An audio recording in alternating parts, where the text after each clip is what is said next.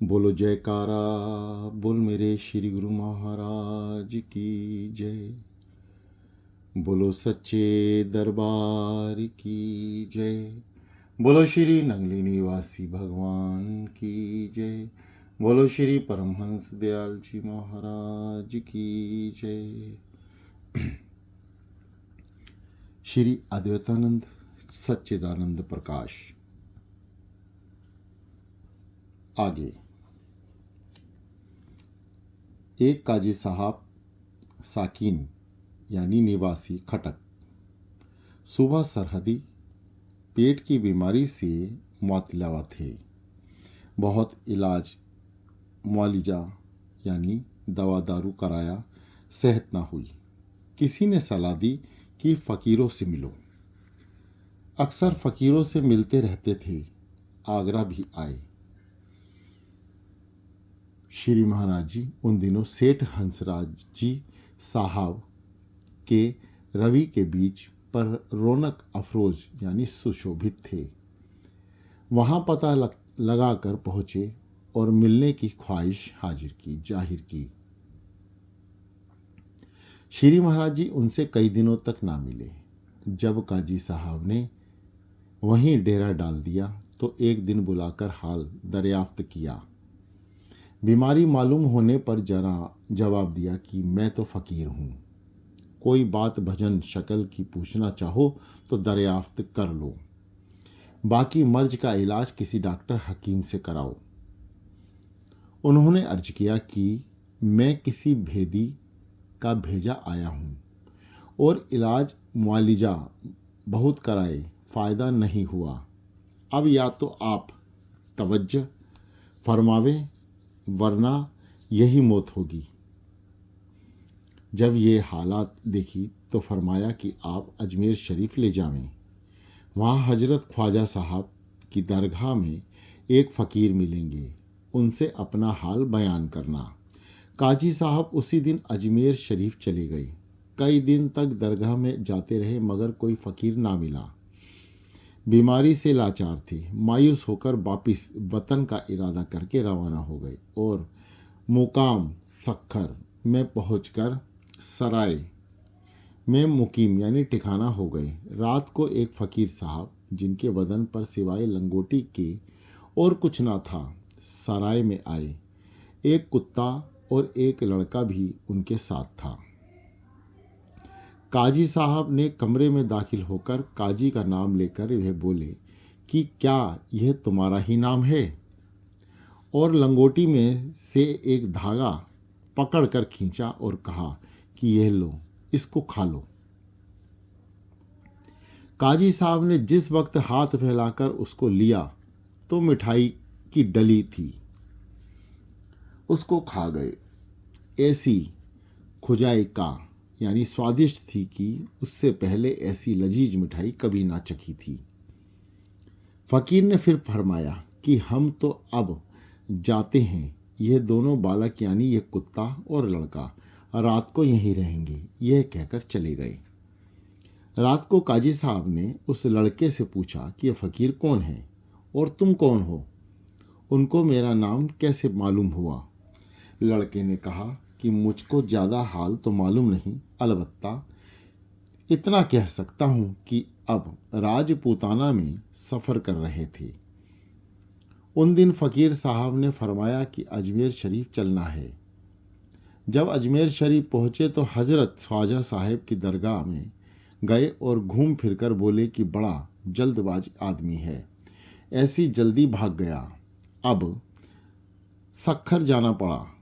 बस वहाँ से रवाना होकर सीधे सराय में यहाँ आपके पास चले आए और आपका नाम लेकर पुकारा। अली मल सुबह यानी मुँह सवेरे ये फ़कीर साहब फिर आए और काजी साहब की चारपाई के पास दूसरी चारपाई पर बैठ गए। पूछा कि अभी पखाना तो नहीं गए? उन्होंने जवाब दिया नहीं। उस वक्त पाटी और उंगली रखकर कहा कि अच्छा ये खा लो और पखाना हो आओ। जब हाथ बढ़ाया तो फिर कुछ मिठाई मिली, वे खा गए और पखाना गए तो वह कीड़ा निकलकर जा पड़ा। वे खुश खुश बाहर आए और फकीर साहब के फरमाया कि तुम्हारा काम हो गया, अब जाते हैं, परमहंस बाबा से हमारा सलाम कहना। यह कहकर और कुत्ते और लड़के के साथ लेकर चले गए।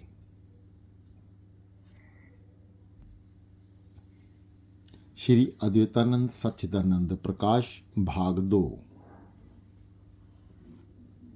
आगे भाग 2 भजन व फिक्र। आगे एक रोज इरशाद हुआ कि किसी अंधे का जो अरीजा यानी कष्ट गंज में मुवात्तिला यानी ग्रस्त था, एक ऐसे मकान में गुजर हुआ जिसमें 84 कमरे थे। मंजुलमा उनके सिर्फ एक दरवाजा था। बेचारा दीवार पकड़कर टटोलता हुआ दरवाजे के अंदर दाखिल हुआ, जो बारिश वगैरह से बिल्कुल गिरी पड़ी थी। जा बजा जगह जगह मिट्टी के ढेर और कड़ी सख्त के अंबार लगे थे।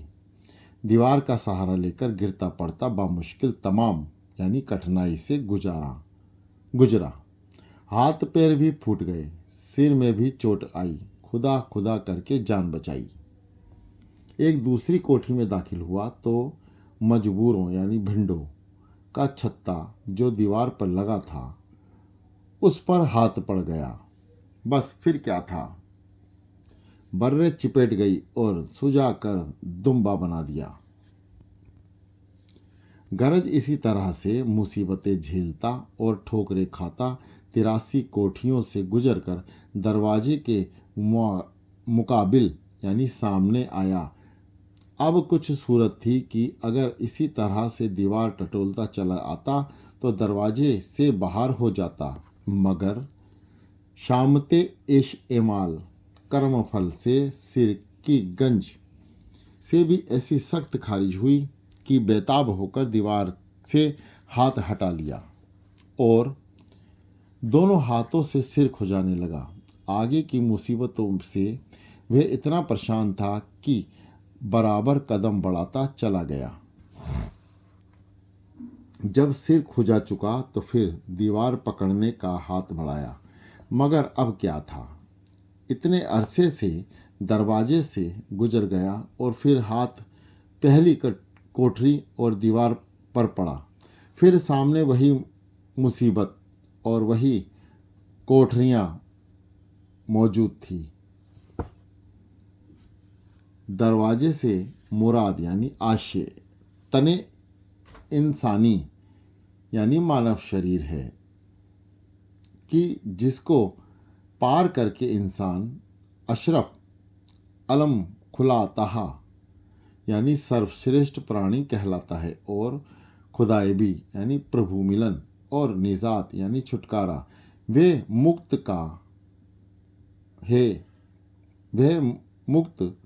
का यह बेहतरीन जरिया है।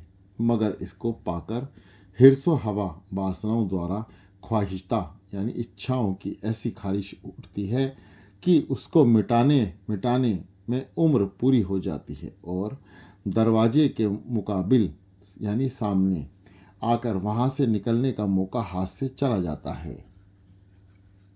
आगे एक रोज इरशाद हुआ कि अरिफने हिंद यानी भारतीय विद्वान पैदाइश आलम सृष्टि के आदि से गरज मसला यानी समस्याएं एकोहम बहु स्वयं को बयान करते हैं कि इसकी मायनी यानी अर्थ है कि मैं एक हूँ बहुत हो जाऊं, कि मैं एक हूँ बहुत हो जाऊं।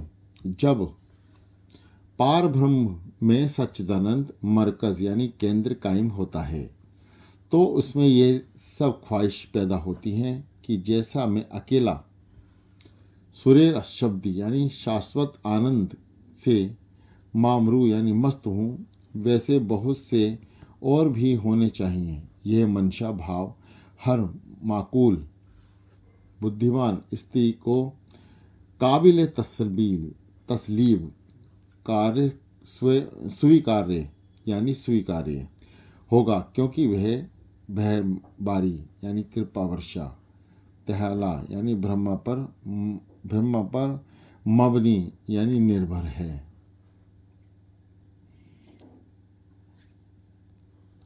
आनंद यानी आनंद का खासा यानी विशेषता है कि वह अपने में मनहूत यानी सीमित रखना चाहता है, बल्कि हर सिफ्त यानी दिशा में फैलना चाहता है। यही वजह है कि हर रूह हमेशा हसूल प्राप्ति सच्चिदानंद की कोशिश करती है।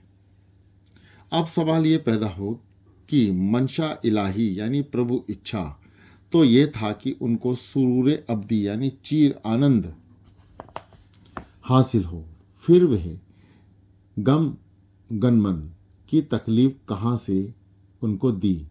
इंसान इसमें क्यों मुअत्तला यानी फंसा रहता है, जिसका वह जवाब मिलता है कि जब्र कद्र जस दीन है, लिहाजा एक ही वक्त में एक जगह जमा नहीं हो सकते। जब्र में कभी कुदरत पैदा नहीं हो सकती। कुदरत हमेशा आज़ादी में पैदा होती है। इस वास्ते इंसान को आज़ादी अता यानी प्रदान की गई है। वे चाहे नेकी करे चाहे बंदी करे। और कवानीन यानी कानून कर्म के माबूजब यानी कारण, हर दो अफलाज यानी कर्म के नाइताज यानी परिणाम का तज़किरा करके बजरिया इल्म आ जाती इल्म यानी निजी ज्ञान ही से हमेशा परहेज करें और नेकी पर कादिर यानी स्थिर रहें। अगर ये मिसल यानी समान खिलौने के नेकी करने और मजबूर किया जाता हो तो यह नेकी हरगिज कादिर न होता। नेकी पर कादिर होने के यह माथनी यानी अर्थ हैं कि नेकी व बदी में नतीजा और बखूबी समझकर बंदी करने से अख्तियार बलपूर्वक खुद बचे। बस कुदरत बिना तकलीफ आदर्श किए पैदा नहीं हो सकती। इसलिए तकलीफ तो लेनी रही है। ऐसा आलम सृष्टि से उस चैतन्य शक्ति का जरूर पहल मादा में बतौर मुख्तलिफ क़ुव्वतों यानी शक्तियों के होता है, जो मादनियात जीवों के नाबतात यानी हैवानों में अनवन की इकमास यानी भिन्न रूपों में क़ुव्वतें नजर आती हैं। इसी चेतन शक्ति का जाहुर ही है। अब यह शक्ति हैवानात में पहुँचती है तो उसमें चैतन्यता का ही जाहुर होता है। इंसान में चैतन्य का सबसे आनंद का भी हजूर होता है, मगर पूरा जाहुर इस वक्त इस शक्ति का कामलेन पूर्ण ज्ञानी से होता है। लिहाजा अतः रूह इंसानी और बतौर बच्चा के सब इस अजनबी मुकाम पर वारिद आती होती है तो पहल आशिया यानी चीज़ों का एहसास होता है। मंजमला यानी वक्त, महसूसता यानी अनुभूतियों के बाज यानी कुछ को राहत तरसा आनंदमय और बाज को तकलीफ दे पाती है। बस एहसासे राहत की तरफ गबत यानी प्रवृत्ति और अनसाहे रंग से नफरत पैदा होती है। वहीं से मजाबला यानी संघर्ष व मुकाबला, जिसको महाभारत का युद्ध कहा गया है, शुरू को ही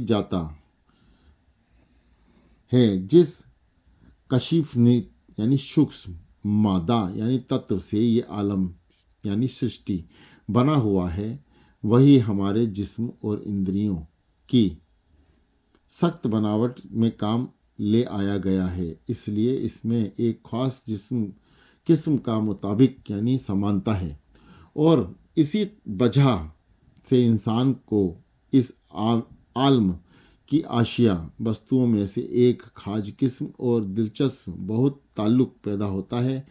वह इस आलम की चीज़ों में से ही आनंद अवधि अमर आनंद की तलाश करता है और अपने सच्चिदानंद स्वरूप बेखबर सा हो जाता है।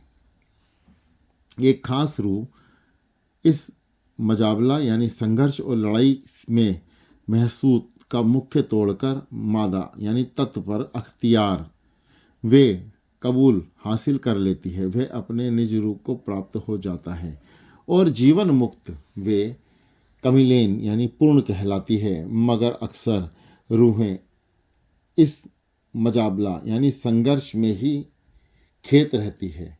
मनशाएं इलाही बयान हजूले प्राप्ति सच्चिदानंद पूरा करने के लिए इनको फिर जन्म लेना पड़ता है।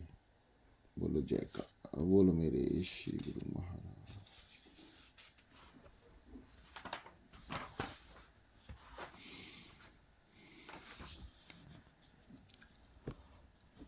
हे मेरे दयालु।